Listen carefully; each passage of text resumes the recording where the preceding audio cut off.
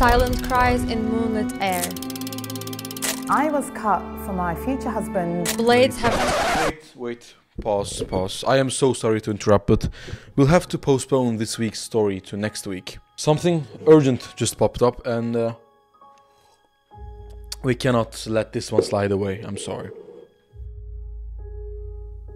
Just anti-government protests Turkey has seen in years show no signs of stopping. Firing pepper spray while some of the protesters have been throwing. In Turkey, a huge demonstration is again being staged. Aynı şey çok güzel olacak. Çok güzel olacak.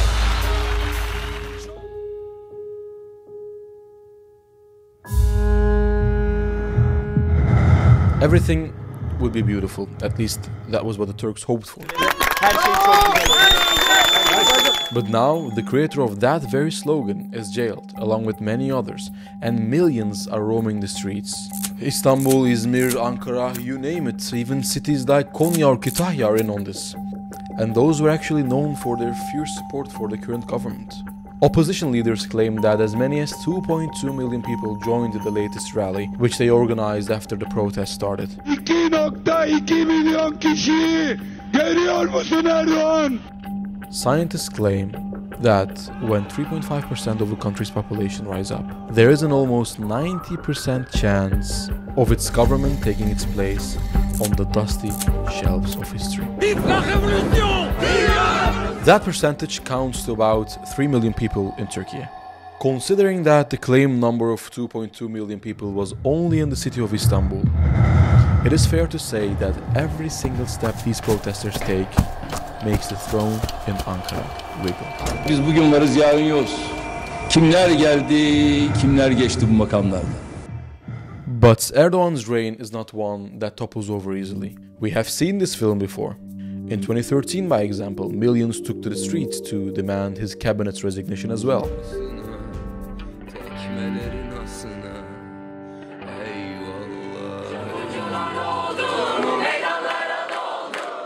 But then, only 3 years later, millions marched again, this time to save him from a coup attempt.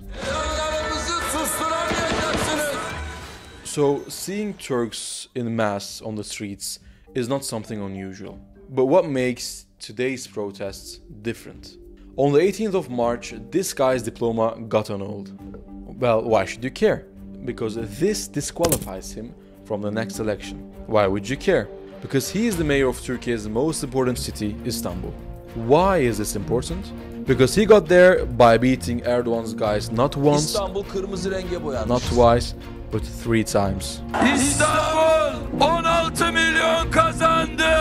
And he beats the guy himself in pretty much every election poll there is. Polls predicting the next election, of course. That's why, in fact, as of today, he is still the main opposition party's candidate for the presidential run.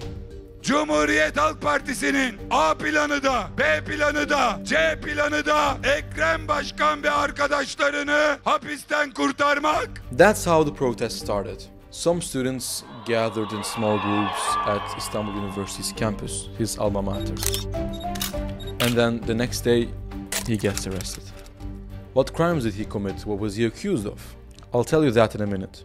But first, we have to rewind the clock a quarter century back.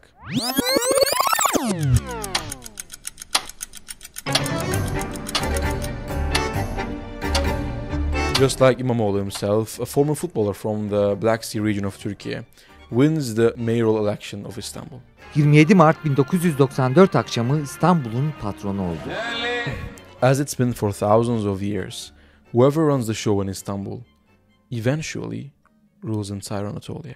Yıldızı parlamaya başlamış olan bir siyasetçiye bundan... So, young Erdogan, as the natural candidate for the next presidential election, was campaigning all over the country. Minareler süngü,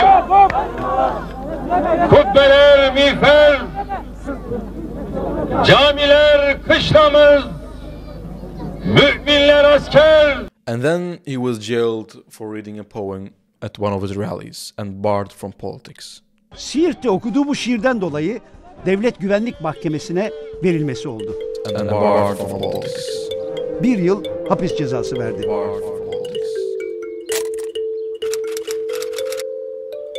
Turks can't stand still for visible injustice. Pınarhisar cezaevinde kaldı. O bir halk kahramanıydı, sevgilisiydi. Just like today, they flooded the streets. Pınarhisar doldu taştı. Biz de zaman zaman ziyarete gittik. And eventually, they flooded the ballots.